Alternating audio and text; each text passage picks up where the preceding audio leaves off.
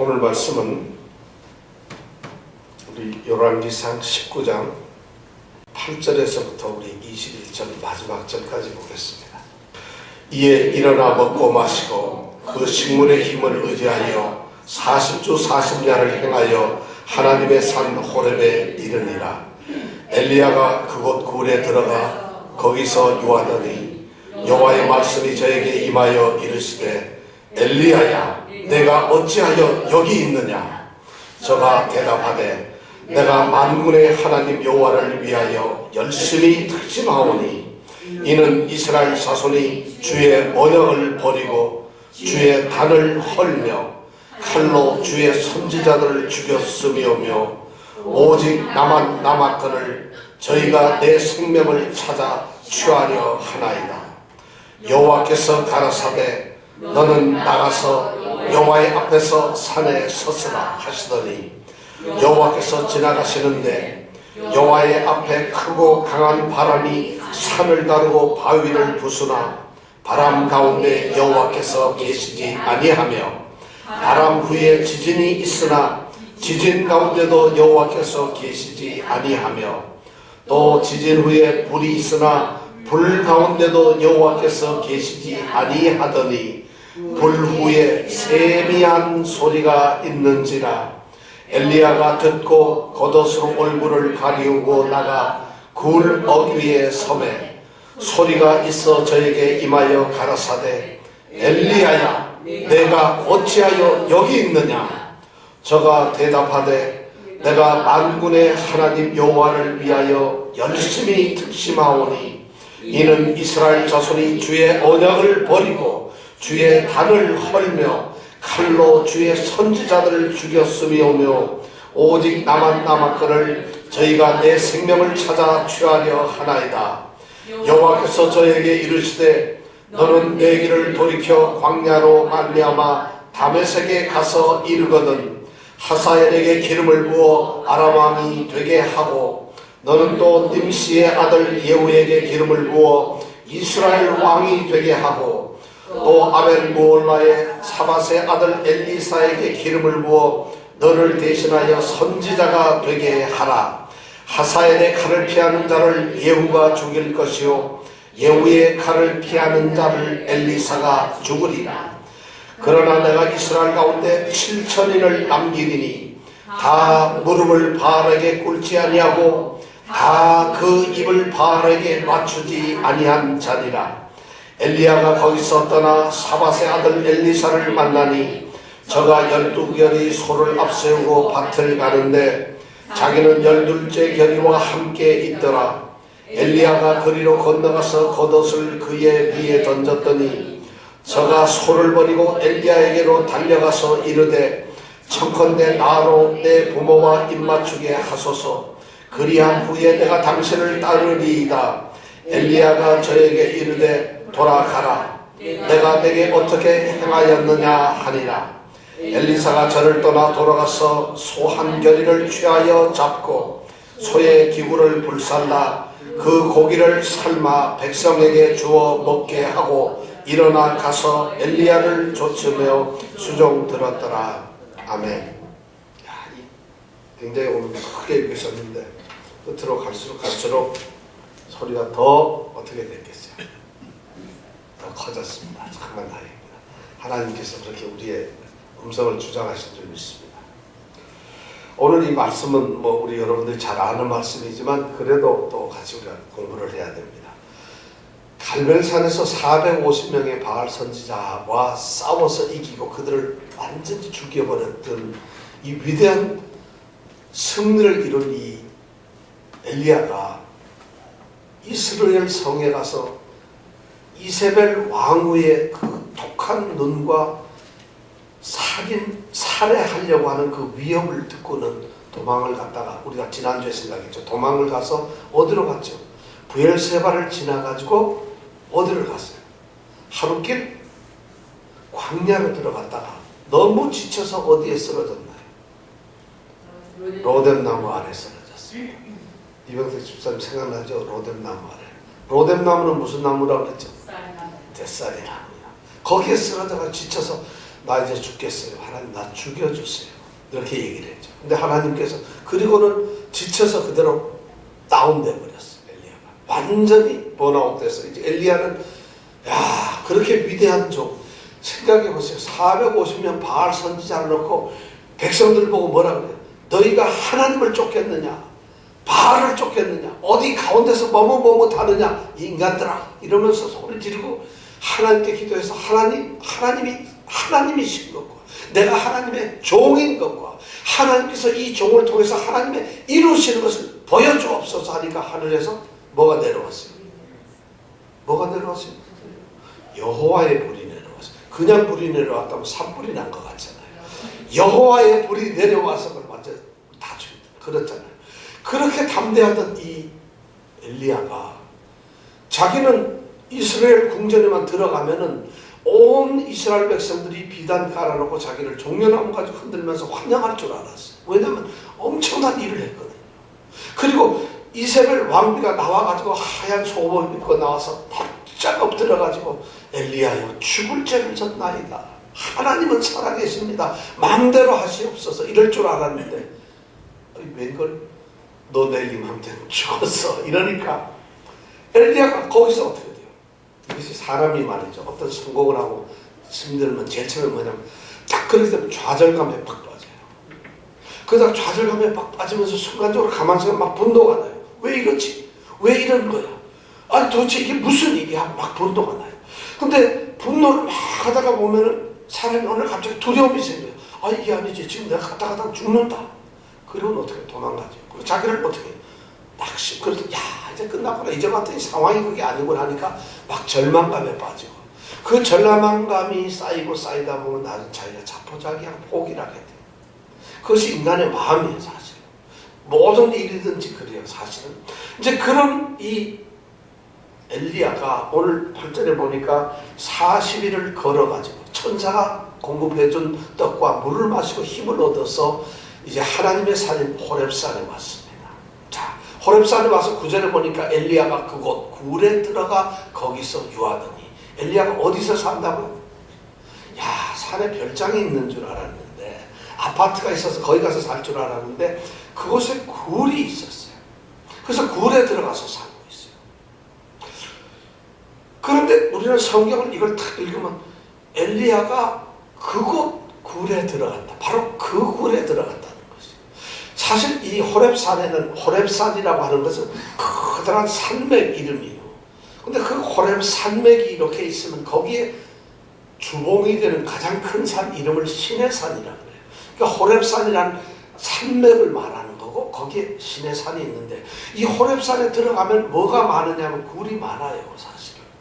그런데 굴이 있는데 오늘 성경 말씀해 보니까 엘리야가 그곳 굴에 들어가서 거했다. 자, 그 굴이 무슨 굴일까요, 여러분? 무슨 굴일까요? 이 성경을 읽으면서 여러분들 엘리야가 지금 어느 굴에 들어갔을 것 같아요? 깊이 파인 굴, 넓은 굴, 좁은 굴.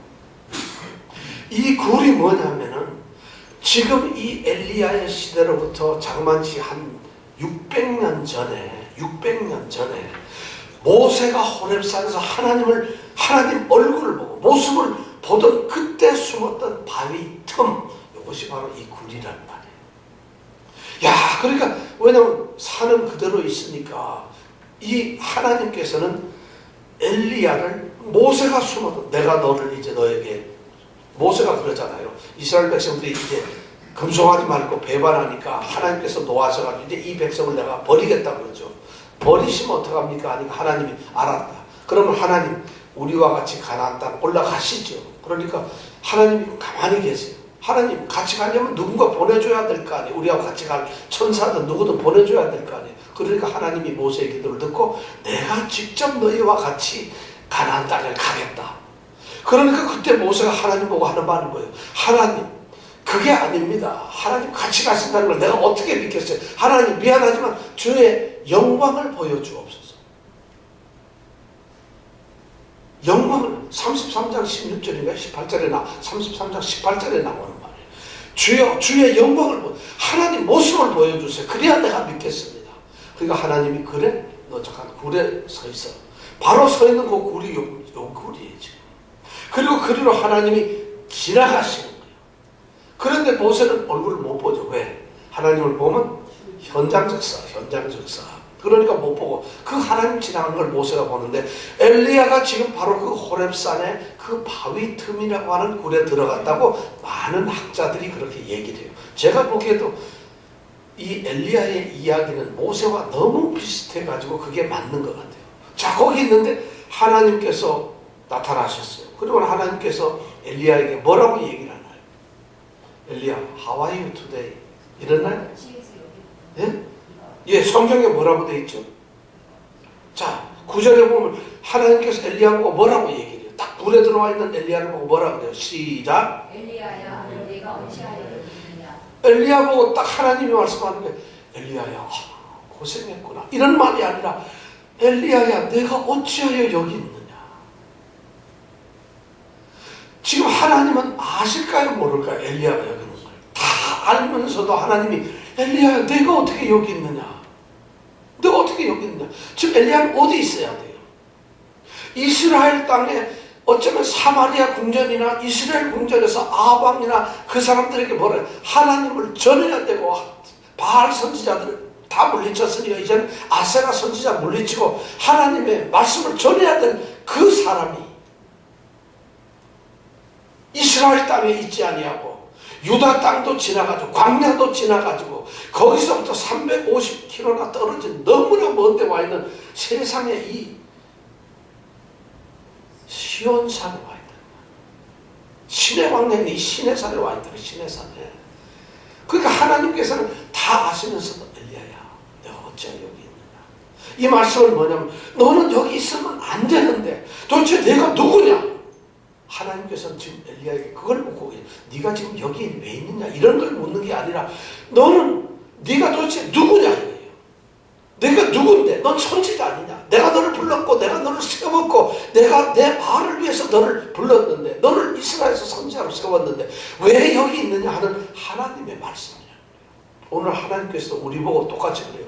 우리가 딴짓할 때 하나님께서는 항상 좋아하는 이정근 집사, 왜 거기 있느냐 이렇게 뭐라고 대답하겠어요? 그거 어쩌라고요? 이러면 안 된다 이죠. 그렇게 하나님이 물으니까 엘리야가 뭐라고 대답해요? 10절에 자, 다 같이 대답하는데 뭐라고 해요? 시작. 저가 대답하되 내가 만군의 하나님 여호와를 위하여 열심히 특심하오니. 열심히 특심하더니, 역시 열심히 특심하다. 이 말은 무슨 말이냐면, 원어에 보면 질투를 하고 질투를 합니다 이런 말이에요. 내가 하나님 질투, 내가 얼마나 하나님을 사랑하는지, 하나님을 얼마나 내가 섬기는지, 다른 사람들이 질투를 느끼는 게 아니라 내가 다른 사람 누가 나보다 더 하나님을 사랑할까 봐, 하나님을 사랑하는 것보다 내가 다른 걸 더 사랑할까 봐 하나님 사랑을 질투를 하면서 사랑한다는 거예요. 그만큼 하나님을 내가 사랑하고 있어요. 그런데 하나님께서 나를 어떻게 했느냐? 그 다음에 보니까 뭐예요? 그렇게 열심히 했는데 이스라엘 자손이 주의 언약을 버렸다는 것이. 그렇죠. 자기가 이스라엘 백성인데 자기도 이스라엘 왕국에서 보니까 바알 선지자 그렇게 해가지고 450명 죽이고 하면 그 백성들 대표들이 전부 다 자기를 따라서 하나님 여호와를 섬길 줄 알았는데 이 사람들이 언약을 떠났다. 언약이란 말은 하나님의 말씀을 떠났다. 말씀을 버렸다는 얘기. 언약, 약속이 바로 말씀이거든요. 그리고는 뭐예요? 언약을 버리고 주의 제단을, 하나님께 예배를 포기해버렸다는 거예요. 주의 단을 헐었다는 얘기는 하나님께 제사 드려야 될 제단을 다 헐어버렸어요. 그 다음에 또 뭐죠? 칼로 주의 선지자를 죽였어요. 실제 이스라엘에 그 있는 하나님 선지자들이 이세벨에 의해서 다 죽었잖아요. 10명, 100명만 빼놓고는. 그리고는 어떻게 해서 나만 남았다는 거예요. 나만 남았거든. 10절에 보니. 근데 그 사람들이 저희가 어떻게? 내 목숨도 죽이려고 찾아서 제가 지금 도망와 있잖아요 하고, 지금 이 엘리야가 자기의 간절한 열심을 하나님께 얘기하는 것 같지만 지금 불평을 하는 거예요. 하나님, 내가 얼마나 하나님 일 열심히 했는지 알아요? 내가 하나님 때문에 목숨까지 버리고, 하나님, 솔직한 얘기를 한번 두고 보세요. 하나님이 이스라엘에 가서 아방을 만나러 갈 때 가면 죽는 줄 알지만 난 하나님 말씀만 믿고 갔잖아요. 그리고 하나님 말씀대로 내가 그들과 상대해서 이겼잖아요. 그리고 하나님께서 날 지켜주셨는데, 그런데 결과가 뭐예요? 다 죽어버리고 나만 남았는데 내 아들 죽이려고 하잖아요. 사실 이런 불만이 우리가 없겠어요. 우리가 세상에 살면서 뼈 빠지게 열심히 새벽서부터 나가서 일해요. 그리고 아주 부지런히 일하는데 돈 벌리기는커녕 엉뚱하게 무슨 가다가 교통사고 나고 뭐 누가 회사에서 뭐가 이러더라도 손해대로 나고, 갑자기 일하는 애가 떨어져가지고 보험도 안 되는데 돈 한 달에 하루에 250원씩 돈 내라 그러고 말이죠. 그리고 그걸 나을 때까지 2주 동안 돈 내야 되죠. 그럼 앞에서도 손해, 뒤에서도 손해. 머리 깨지고 뒤로 넘어졌더니 코도 깨지고.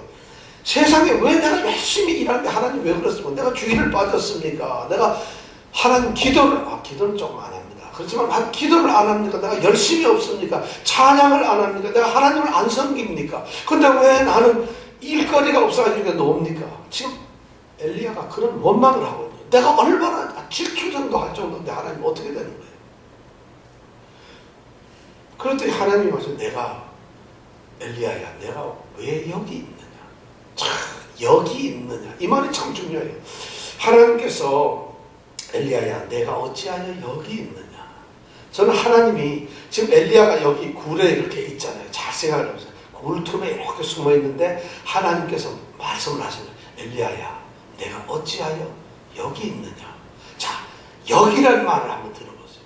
만약 하나님이 굴 밖에서 먼데 계시면은 엘리야가 저기 멀리 있으니까 엘리야야, 내가 어찌하여 뭐라 그러겠어요? 거기 있느냐? 이럴 거 아니에요. 그럼 여기라는 뭐예요? 하나님께서 지금 절망 속에 빠져서 실망해가지고 완전히 짜부라져 있는 이 엘리야, 그 절망 속으로 들어오세요. 동굴 속으로. 그 동굴 속에 들어와서 엘리야의 어쩌면 바로 옆에 서서 어깨를 치면서 엘리야야, 내가 어찌하여 여기 있느냐? 그래서 여기가 나오는 거예요. 사실 그 사람은 저기라고 하는 게 맞죠. 거기 있느냐? 왜 거기 있지? 이렇게 하는 건데 하나님이 지금 엘리야와 옆에 있는 거예요. 여러분, 이 성경 말씀 하나를 이렇게 읽을 때 우리가 예민하게 읽어야 돼요. 그러니까 지금 엘리야가 정신이 없어요. 그러니까 11절에 보니까 하나님께서 드디어 엘리야에게 말씀을 하세요. 여호와께서 가라사대 너는 나가서 여호와 앞에서 산에 섰어라. 모세에게 했던 거하고 똑같아요. 600년 전에 모세에게도 주의 영광을 내게 보이소서 하니까 하나님께서 그래, 너 굴밖에 나와서 바위틈에서 서 있어라. 그 대신 뒤돌아 서 있어. 너 나 보는 순간 죽어. 이랬던 것처럼 하나님께서 똑같이 너 앞에 나와 서 있어. 그리고 여호와 앞에서 너 서라. 내가 지나갈 것이다. 야, 모세와 엘리야는 성경에서 가장 기적도 많이 행하고 가장 성경에서 위대한 선지자 두 명을 대하는 모세하고 엘리야예요. 이 세상에서 성경에 나오는 가장 위대한 선지자가 누구라고 둘만 하라면 누구라고요? 모세와 엘리야예요. 근데 어떤 사람은 엉뚱하게 모세와 예레미야요 이러면 안 된다는 거예요. 누구죠? 두 명 누구? 예, 선지자 둘이에요. 그래서 구약 성경을 얘기할 때 모세와 엘리야의 이야기 이렇게 얘기를 해버려요. 모세는 율법을 창세기, 출애굽기, 레위기, 민수기, 신명기 이 율법을 쓴 사람이 바로 모세예요.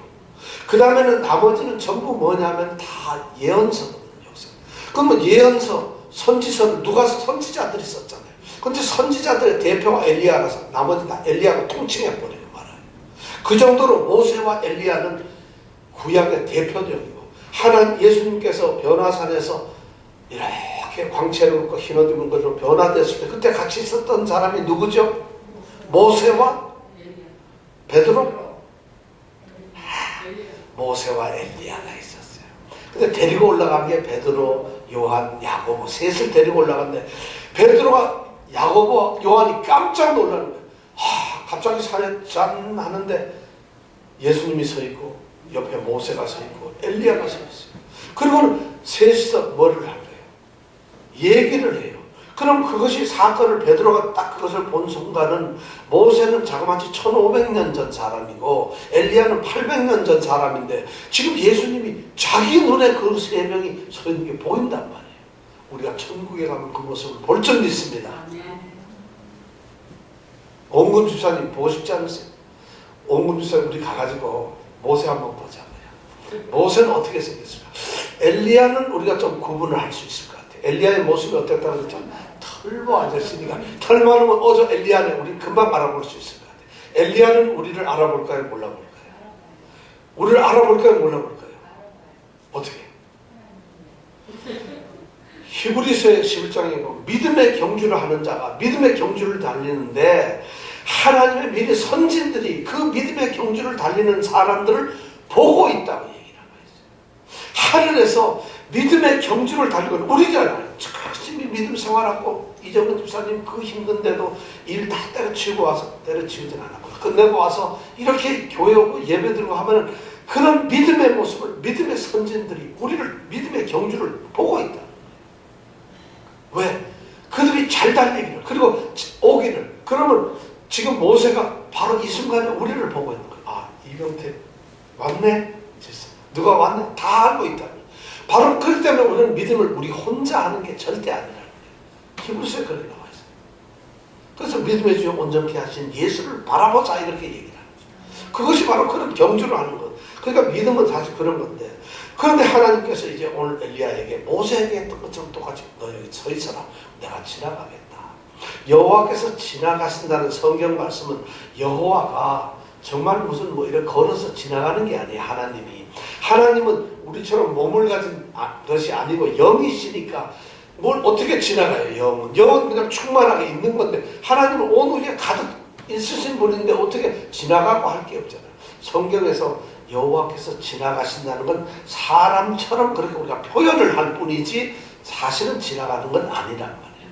그럼 뭐냐면 여호와께서 지나가신다 이 말은 성경에서 그 말이 나오는 얘기는 뭐냐면 하나님께서 말씀을 반포하신다는 거예요. 하나님께서 말씀을 얘기한다는 거예요. 그러니까 모세 앞에도 지나갈 때 하나님께서 모세 앞을 지나가는데 지나가는 것은 나는 여호와로라 여호와라 여봐라 이러는 거 똑같으면 여호라 하면서 얘기하면 나는 자분이 없고 은혜로우시며 나는 노하기를 더디하시며 축복을 은혜를 만대에 천대에 베푸시는 이러면서 하나님이 지나가시는 거예요. 선포하시는 거예요. 지금 바로 그걸 하시겠다는 거예요. 자, 여호와께서 지나니까 지금 엘리야는 긴장을 하고 있었어요. 여러분도 우리 긴장을 잠깐 해봅시다. 엘리야가 똑같이 우리가 지금 어디에 있어요? 우리가 어디 있어요 지금? 호렙산에서 지금 동굴에 숨어 있다가 하나님이 너 잠깐 나와 요 앞에 서 있어 내가 지나갈 때 지금 우리가 누구랑 서 있나요? 엘리야랑 서 있어요.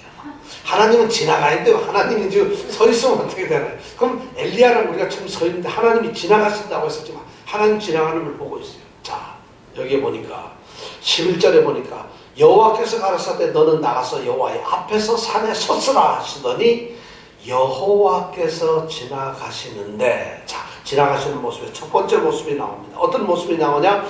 크고 강한 바람이 산을 갈라버린다. 크고 강한 바람이 얼마나 큰지 산이 막 갈라지는 거예요. 그리고 바위를 어떻게 부셔버리는 거예요. 그럼 여러분 상상을 해보세요. 바람이 부는데 그냥 우리 지난번에 바람 억수로 불어서 집 날아가고 차 날아가고 나무 쓰러져가지고 막 그냥 차 부서지고 했을 때 얼마나 고생했어요. 그때 죽는 줄 알고 밖에서 나오지 말라고 유리창에다 뭐 테이프 발라라 별거 다 했잖아요. 지금 이거는 그거예요. 크고 강한 바람이 얼마나 센지 산이 어떻게 되죠? 산이 갈라져 버려요. 바람 때문에. 그리고 바람이 훅 불면 바위덩어리가 어떻게 돼버려요? 날아가는 게 아니라 그 자리에서 그냥 부셔버려요. 그런 바람이 지금 지나가고 있어요. 그래서 엘리야가 우리가 지금 놀래가지고 하나님이 지나가시는 하고 하나님이가 봤더니 그 다음에 말을 보니까 바람 가운데 여호와께서 계시지 아니하며 하나님이 보통 임재하실 때에는 그렇게 강한 바람과 우레와 천둥 이런 속에서 임재를 하시거든요. 당연히 하나님이 계실 줄로 우리는 생각을 했는데 패스 하나님이 없어요. 그냥 바람만 지나가는 거예요. 그리고 그 다음에 볼까요? 아니하며 바람 후에 11절에 보니까 지진이 있으나 지진이 갑자기 바람만 지나갔더니 있는데 지진이 막 오는 거 땅이 흔들렸다. 그러니까 우리가 엘리야가 우리를 붙잡아서 야 정신 차려라. 우리가 지금 서 있는 거예요. 그런데 지진이 있는데 그럼 지진 속에는 있을까? 지진 가운데도 여호와께서 계시지 아니하며 그럼 12절에 보니까 또 뭐냐면 또 지진 후에 뭐가 있어요? 불이 있지만 불 가운데 하나님이 이건 성경에 이렇게 지금 불이 있다는 건 지금 호렙산에 갑자기 여호와의 불이 지금 산에 산불처럼 막 불이 확 붙었다는 얘기예요. 그러면 거기에 하나님이 지나가신다고 했으니까 당연히 하나님의 불이죠. 근데 하나님이 거기 계시는가 봤더니 불 가운데도 여호와께서 계시지 아니하더니. 자, 하나님은 본래 임재하실 때 어디 지금 오늘 몇 개가 지나갔죠? 3개가 지났죠. 처음에 뭐가 지났어요? 크고 강한 바람도 그냥 바람 들으면 우리가 시원한 바람으로 착각하는데 어떤 바람? 크고 강한 바람. 두 번째는 지진, 뭐 바위를 부수는 게 어떻게 지나가?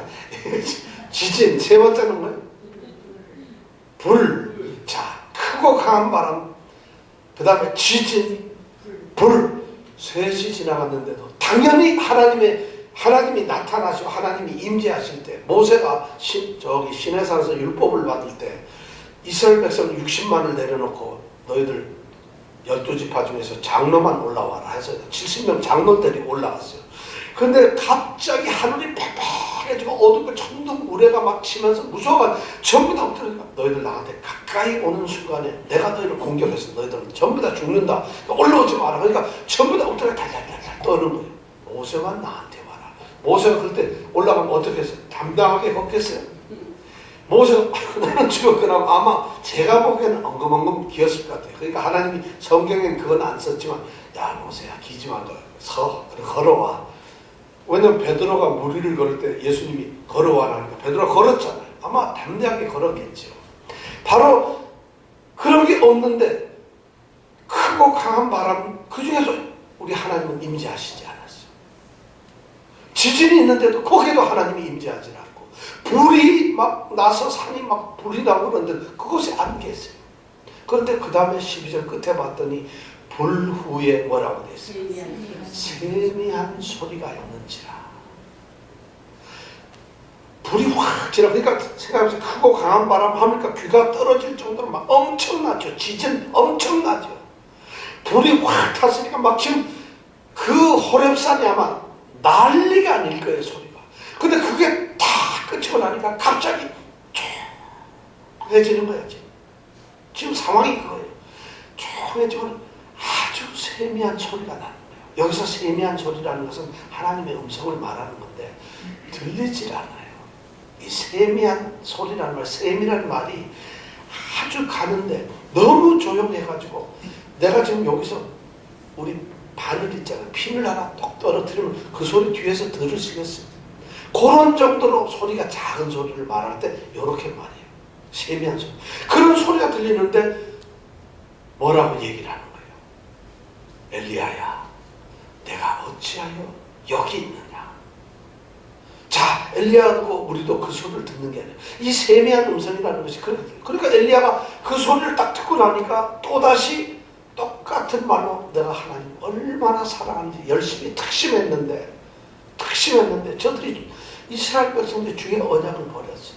그리고 주의 제단들을 헐어버렸어요. 그리고 하나님의 선지자들 다 죽였어요. 그리고 나만 남았는데 나도 죽이려고 합니다 하고 14절에 보니까 그렇게 고백을 하고 있어요. 여기서 우리가 생각하는 여기서 중요한 것이 뭐냐면은 하나님의 임재는 당연히 그렇게 강하고 위대하고 장엄하고 아주 어미스러운 것으로 우리는 생각하는데 오늘 하나님께서 엘리야에게 나타나시는 모습을 보면 들리지도 않는 너무 세미한 모습으로 나타나요.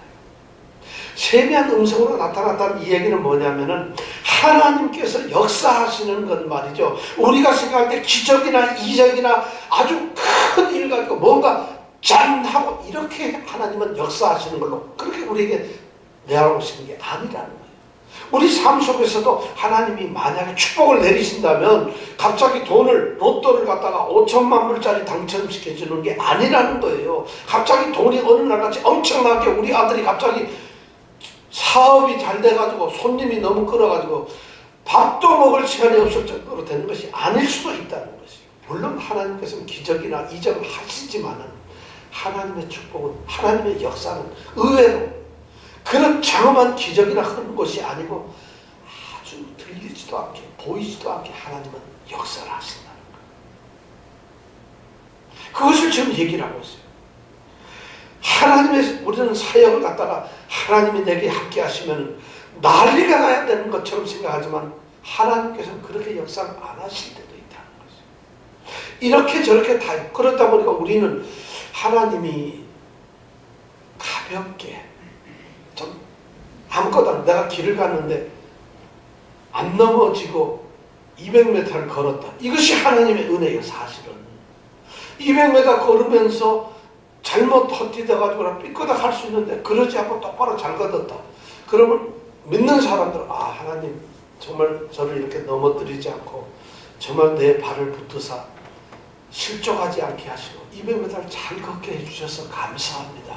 이런 은혜가 느껴져야 되는데 우리는 하나님의 은혜가 왠지 모르게 좀 커야 돼요.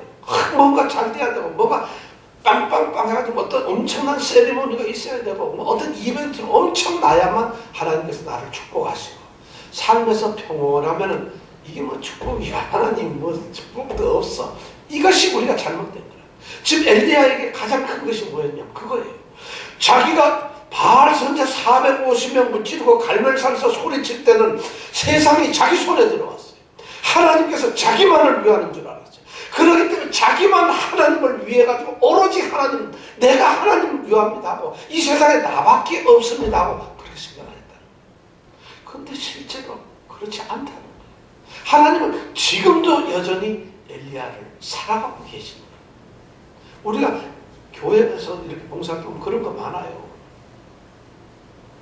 또 무슨 일 할 때 내가 제일 잘한다. 내가 아니면 안 된다. 이런 경우 많잖아요. 저도 좀 그런 좀 못된 그런 게 있어요. 목사님 중에서 내가 제일 잘난 것 같아요.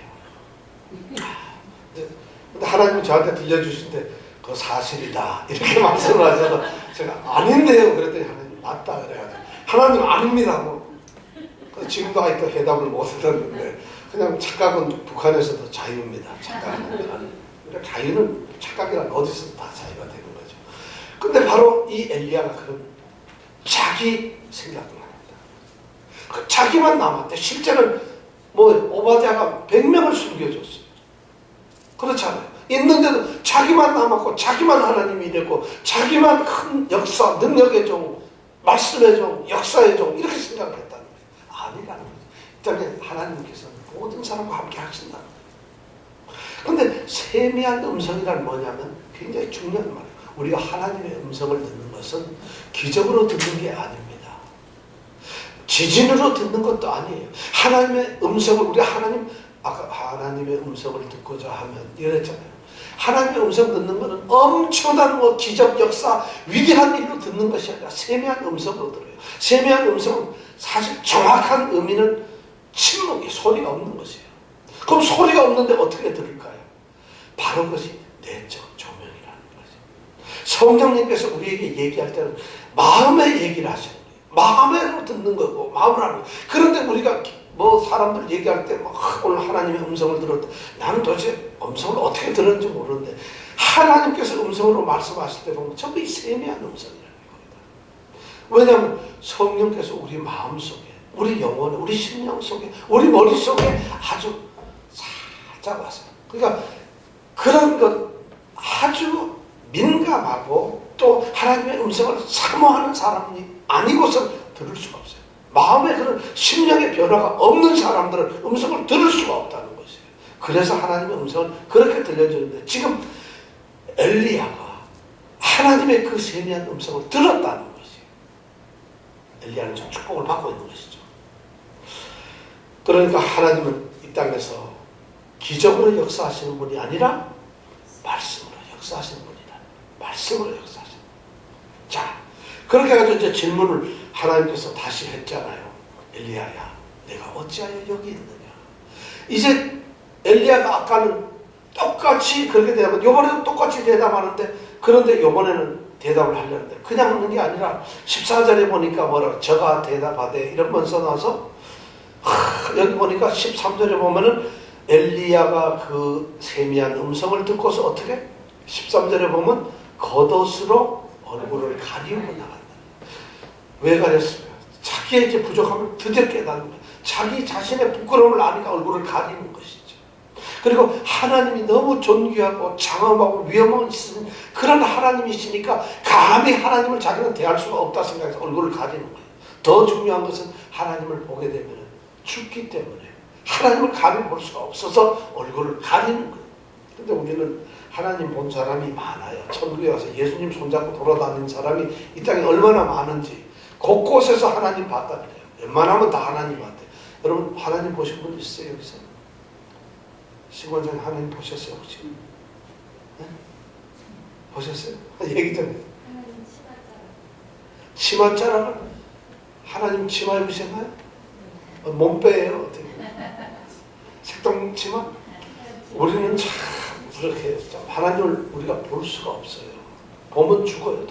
살아있는 우리 육신의 몸으로는 영으로서는 하나님을 볼 수 있죠. 볼 수 없어요. 그리고 하나님은 영이시니까 하나님은 영이시다. 영은 모양이 있어요 없어요? 몸이 없으니까 형체가 없어요. 그러니까 우리 인간의 눈으로는 하나님을 볼 수가 없어요.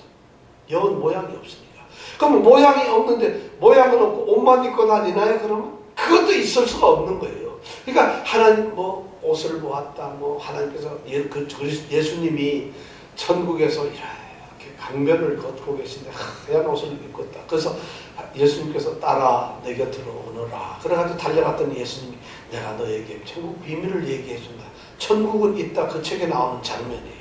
깜짝 놀란 일이죠. 그래서 그 책을 한국에서 몇십만 명이 봤다는 거 아니에요.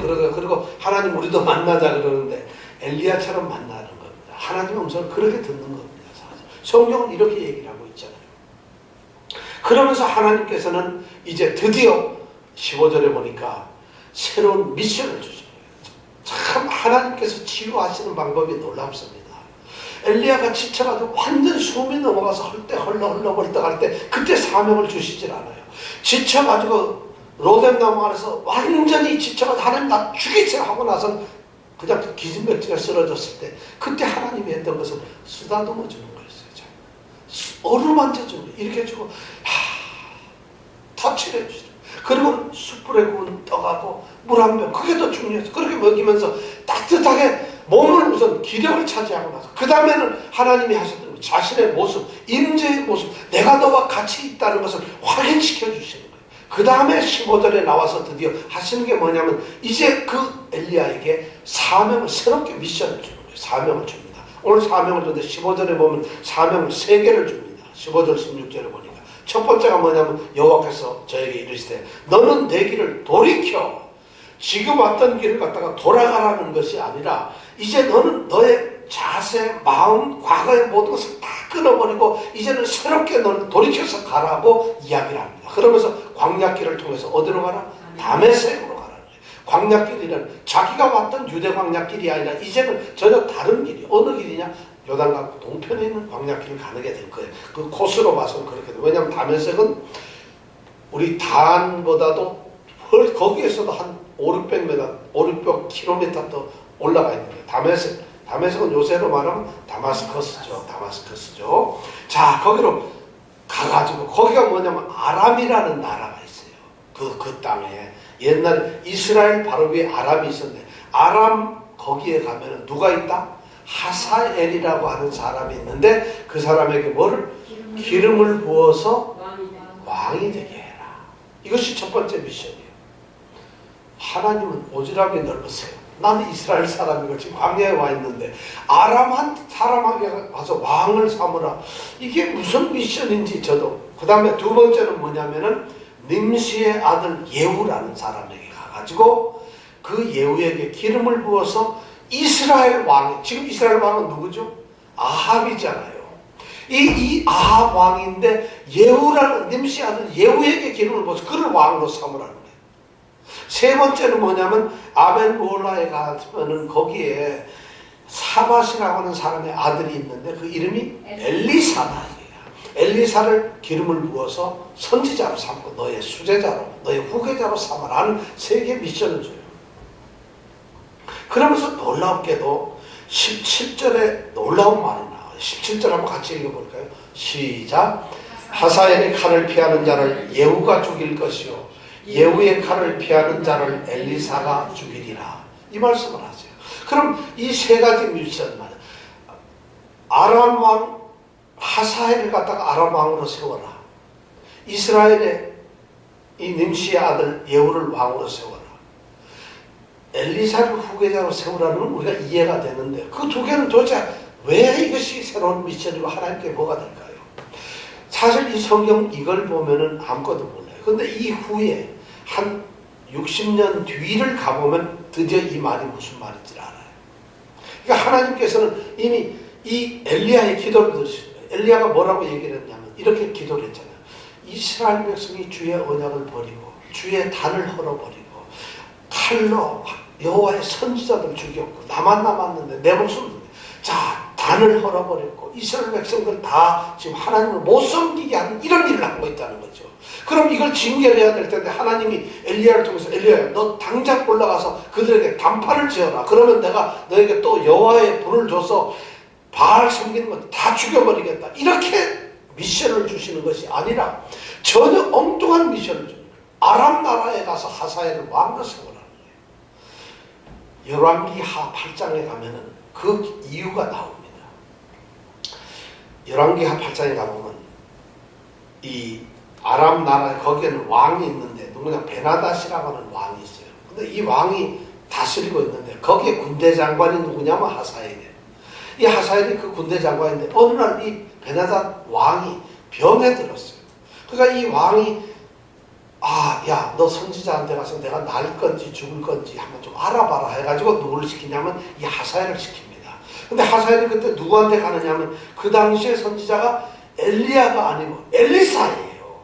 이미 엘리야는 그때 없어요. 근데 하나님은 엘리야에게 말을 해놓고는 이걸 엘리사에게 이루는 거예요. 그래서 엘리사에게 가가지고 물어봐요. 우리 왕 베나닷이 살까요 죽을 거예요? 그랬더니 이 엘리사가 뭐라 하냐면 너의 왕은 살아날 것이라고 얘기해라. 그렇지만 죽는다.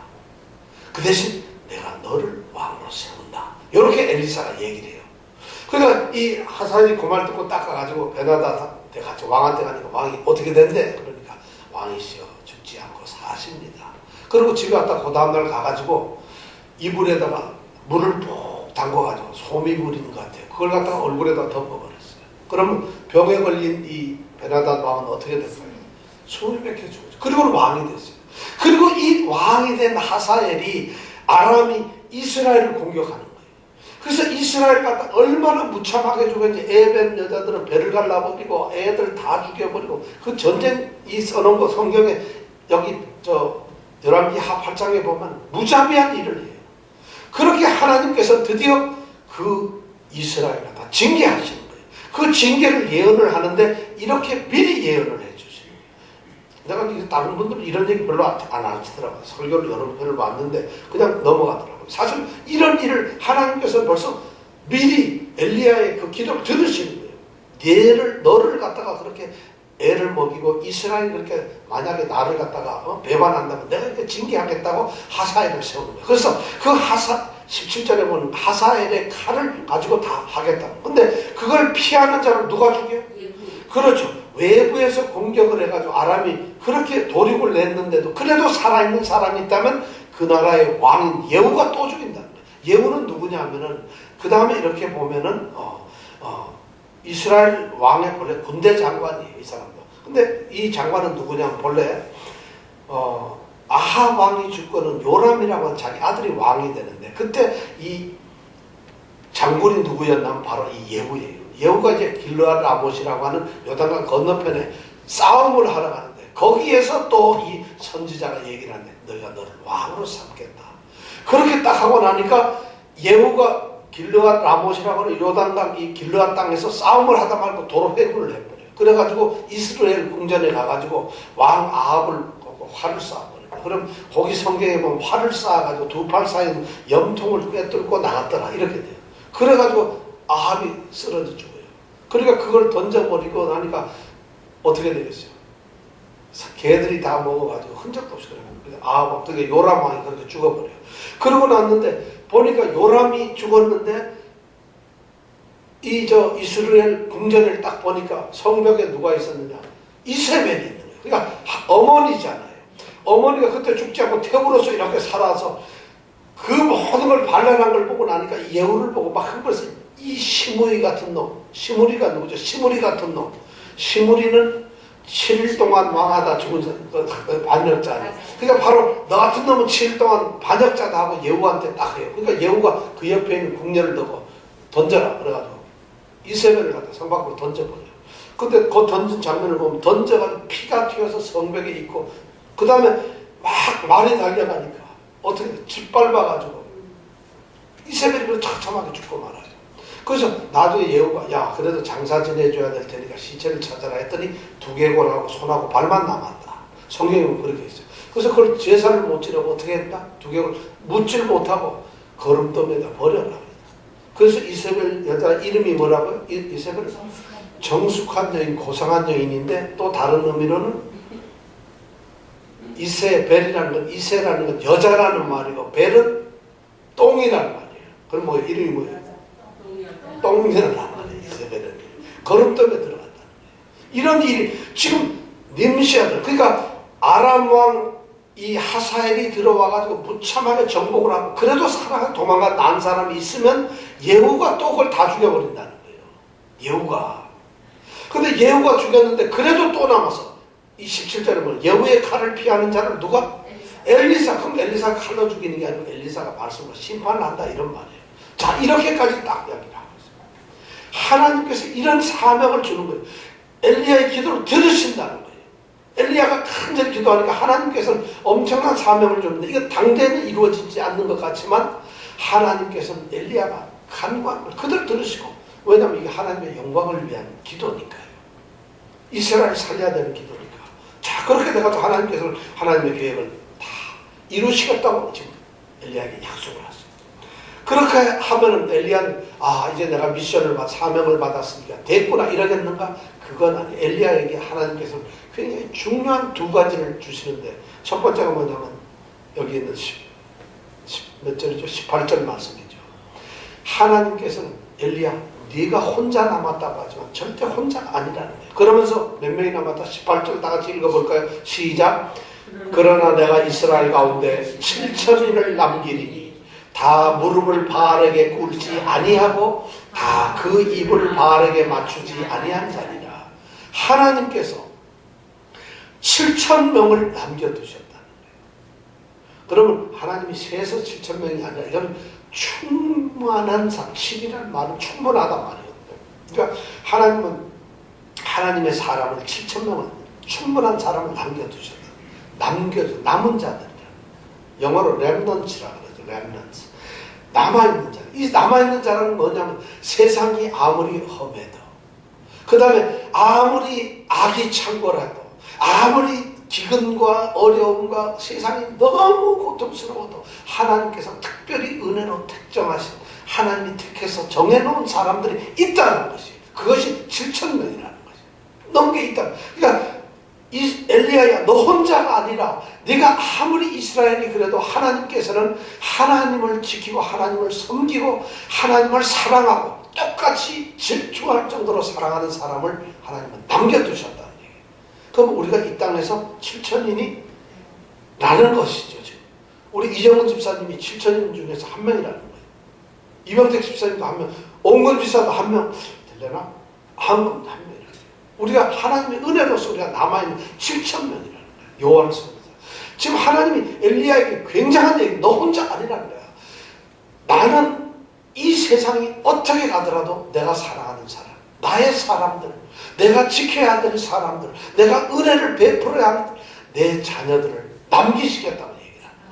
그럼 우리는 그런 소망이 있으니까 아니죠. 우리가 그런 사명이 있는 거죠. 우리는 지금 이 뉴욕에서 오늘 이 자리에 우리가 7,000, 딱 제가 보니까 세니까 딱 7,000이네요. 우리가 7,000명의 남은 자들이라는 거예요. 그 사명을 우리가 가지고 있어야 된다. 그래서 엘리야에게 내가 7,000이 있으니까 너 혼자가 절대 아니다. 그걸 얘기를 하고. 그 다음에 뭐냐면 엘리사를 약속을 하는 거죠. 엘리사라고 하는 후계자를 약속을 하는 거죠. 네가 힘들어? 그럼 내가 엘리사를 다시 후계자로 세우겠다 해서 엘리사를 세우죠. 그래서 19절서부터 20, 21절에 보면 이제 엘리사를 만나는 장면이 나오죠. 19절에 보니까 엘리사를 만나려고 엘리야가 가다가 엘리사를 딱 만나요. 근데 엘리사가 뭘 하고 있느냐면 밭에서 밭을 가고 있는데 12결이 소를 끌고 있어요. 12결이라면 결이가 2마리거든요. 그러면 12결이면 몇 마리일까요? 어떻게 24예요? 아, 그렇나? 난 22마리인 줄 알았네. 그래서 24마리를 끌고서 밭을 가요. 굉장히 부자예요, 그 당시에. 보통은 소 한 마리 가지고 끌어도 대단한데 소가 24마리가 밭을 끌 정도면 여러분 지금으로 말하면 캘리포니아 농장주의 농장주. 대단한 부자라는 거죠. 그 사람을 딱 보는데 엘리야가 저것은 틀림없이 엘리사다고 알아봤어요. 어떻게 알아봤어요? 아니, 서로 모습을 모르고. 엘리사의 모습은 뭐냐면 머리가 없어요, 하나도. 그래가지고 애들이 엘리사 보고 머리 없다고 놀렸다가 애들이 죽잖아요. 열왕기 하에 가보면 6장에 가면 엘리사 선지자가 가는데 애들이 엘리사 보고 막 머리 없다고 놀리다가 죽어요, 전부 다. 저주를 받아서. 근데 엘리사는 머리가 하나도 없고 엘리야는 어떻게? 털보고. 야, 이게 좀 하나님이 불공평해. 좀 이래 나눠가지고 좀 했으면 좋은데. 그러니까 서로가 짠하고 알아보는 거죠, 서로. 그러니까 엘리야가 자기 겉옷을 벗어가지고 던져는 거예요, 엘리사한테. 그게 뭐냐면 겉옷이란 자기 신분의 상징인데 선지자라고 하는 그 직분을 사명을 갖다 그한테 넘기겠다 하는 이런 사인이에요. 그러니까 엘리사가 그렇게 딱 하니까 엘리사도 하나님을 섬기는 사람이니까 그걸 딱 보는 순간 엘리야 선지자를 보면서 선생님 저를 갖다가 후계자로 삼으시니 감사합니다. 잠깐만요. 제가 돌아가서 우리 부모님들한테 작별 인사하고 동안 기다려 주십시오. 그리고 돌아가죠. 돌아가가지고 어떻게 해요? 소를 잡아요. 소를 한 마리 잡아요. 이거 감사 제사를 드렸다는 거예요. 제단을 쌓고 먼저 예배를 드렸다는 거예요. 하나님께서 나를 부르셨으니 이제 내가 갑니다 하고 제단을 쌓고 예배를 드리고 그 다음에 그 소를 끌던 그 기구들이 있잖아요. 그걸 갖다 다 태워버려요. 그걸 다 태웠다는 게 뭐예요? 자기 결단이에요. 내가 이제는 나의 과거를 갖다 깨끗하게 끊어버려요. 내가 나 불러 태워버려. 내 옛 모습, 내가 지금까지 살았던 거 다 나 끊어버리겠다. 그리고 나는 이제 오직 하나님의 선지자로서 살겠다. 결단을 딱 내리는 거예요. 그리고는 고기 잡아가지고 소로 해가지고 그 소 한 마리 잡아가지고 마을 사람들한테 동상 다 줘서 뭘 했어요? 설렁탕을 끓였다는 거지. 그게 설렁탕 아니겠어요? 성공이니까. 그 설렁탕 한 그릇씩 잡수고 그리고는 자기는 따라서 엘리야를 가서 섬겼다는 거예요. 엘리사는 대단해요. 엘리야를 섬겼어요. 그러면서 이제 여기서부터 엘리야가 따라가면서 열왕기 하로 넘어가면은 처음에 9장 10절까지는 오직 엘리사의 이야기만 나옵니다. 엘리사는 기적을 엘리야보다 더 많이 해요. 엘리사가. 그러니까 하나님께서는 엘리야가 지치니까 엘리야에게 7,000명의 동료가 있다는 걸 알려주시고 또 네가 아니라 너의 후계자로서 이렇게 일할 사람이 준비되어 있다는 것을 하나님께서 엘리야에게 약속하십니다. 이 호렙산에서 만난 하나님은 엘리야를 갖다가 완전히 새로운 사람으로 다시 세우셨어요. 그렇다면 오늘 우리에게 여러분 지쳤어요? 힘들어요? 막 도저히 일 힘들어서 못 살고 일이 없어가지고 죽겠어요? 이정은 집사님 막 너무 사는 게 힘들어요? 엘리야보다 더 힘들겠어요? 근데 하나님께서는 호렙산에서 만나주셨어요. 근데 그 하나님이 만나시는데 아주 세미한 음성, 내 마음속에 하나님의 음성이 들리는 거예요. 내가 너와 함께 하겠다. 내가 너를 지키겠다. 오늘 이 엘리야에 들려졌던 그 하나님의 음성이 우리에게 들려지기 원합니다. 그리고 엘리야에게 그 힘을 주셨던 하나님이 우리에게도 능력을 주시기 바랍니다. 엘리야를 다시 세웠던 그 하나님이 우리의 가게에도 우리의 가정에도 우리 건강에도 우리에게도 하나님이 새롭게 미션을 주는 역사가 있기를 바랍니다. 이 일을 위해서 우리가 기도하겠습니다. 다 같이 한번 기도합니다.